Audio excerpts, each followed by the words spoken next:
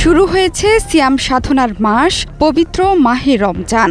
বিশ্বজুড়ে মুসলিম ধর্মাবলম্বীদের কাছে বিশেষ গুরুত্বপূর্ণ একটি মাস।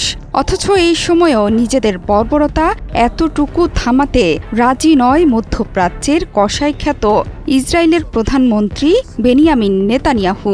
গাজায় যুদ্ধবিরতি চুক্তির প্রথম ধাপের মেয়াদ সাময়িকভাবে বাড়াতে ইসরায়েলের প্রস্তাবে সম্মত না হওয়ায় উপত্যকাতে সব ধরনের মানবিক সহায়তা প্রবেশ বন্ধ করে দিয়েছেন বেনিয়ামিন নেতানিয়াহু।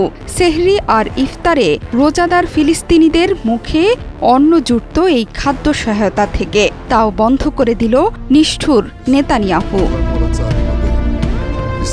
আন্তর্জাতিক গণমাধ্যম বলছে, স্থানীয় সময় রোববার এক বিবৃতির মাধ্যমে বিষয়টি স্পষ্ট করেন নেতানিয়াহু। মার্কিন প্রেসিডেন্ট ডোনাল্ড ট্রাম্পের মধ্যপ্রাচ্য বিষয়ক দূত স্টিভ উইটকফের দেয়া যুদ্ধবিরতির মেয়াদ সাময়িকভাবে বাড়ানোর প্রস্তাব মানতে ফিলিস্তিনিদের স্বাধীনতাকামী সংগঠন অস্বীকৃতি জানানোর পরই এই নিষ্ঠুর সিদ্ধান্ত নিল নেতানিয়াহু। বিবৃতিতে বলা হয়েছে, উইটকফের প্রস্তাব না মানায় ও 1 মার্চ যুদ্ধবিরতি চুক্তির প্রথম ধাপের মেয়াদ শেষ হওয়ায় এই সিদ্ধান্ত নিয়েছে ইসরায়েলি প্রধানমন্ত্রী। গাজায় মানবিক সহায়তা বন্ধ করায় এই ঘটনার নিন্দা জানিয়েছে স্বাধীনতাকামী সংগঠনটি। নেতানিয়াহুর এই প্রস্তাব মানতে বাধ্য করার উদ্দেশ্যকে সস্তা ব্ল্যাকমেইল ও যুদ্ধাপরাধ বলে অভিহিত করেছেন সংগঠনের এক মুখপাত্র। এ সময় গাজায় সহায়তা সরবরাহ পুনরায় চালু করতে ইসরায়েলকে বাধ্য করার জন্য মধ্যস্থতাকারীদের প্রতি আহ্বান জানান তিনি। ফিলিস্তিনের স্বাধীনতাকামী সংগঠনের পক্ষ থেকে বলা হয়েছে, গাজায় মানবিক সহায়তা বন্ধের নির্দেশ দিয়ে ইসরায়েল আরেকবার তাদের নিকৃষ্ট মানসিকতার পরিচয় দিয়েছে।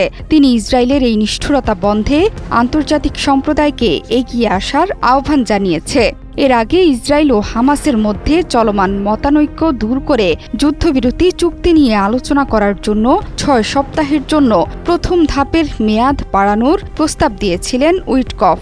শনিবার রাতে মুসলিমদের পবিত্র রমজান ও ইহুদিদের পাসওভার বা বসন্ত উৎসব উপলক্ষে আগামী 6 সপ্তাহের জন্য ফিলিস্তিনের গাজায় যুদ্ধবিরতির মেয়াদ সাময়িকভাবে বাড়ানোর বিষয়টি অনুমোদন করে ইসরায়েল সরকার।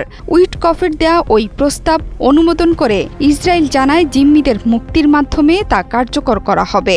এরপরে ফিলিস্তিনের স্বাধীনতাকামী সংগঠন জানায়, তারা ইসরায়েলের সব জিম্মিকে মুক্তি দিতে রাজি আছে, তবে অবশ্যই তা যুদ্ধবিরতি চুক্তির দ্বিতীয় ধাপে, যেখানে মুক্তি পাবেন ইসরায়েলের কারাগারে থাকা ফিলিস্তিনি বন্দীরা। এছাড়াও তাদের দাবি একটি স্থায়ী যুদ্ধবিরতি ও গাজা থেকে ইসরায়েলের সেনা প্রত্যাহার। গাজা উপত্যকায় সব মানবিক সহায়তার প্রবেশ বন্ধ করায় বিশ্বজুড়ে উঠেছে নিন্দার ঝড়। এই পদক্ষেপের মধ্য দিয়ে দেশটি যুদ্ধবিরতির চুক্তি লঙ্ঘন করেছে বলে জানিয়েছে মিশর এবং কাতার। অন্যদিকে জাতিসংঘের মানবিক প্রধান টম ফ্লেচার এই পদক্ষেপকে বলছেন উদ্বেগজনক। জোহরা চৌধুরী সেতু, ৭১।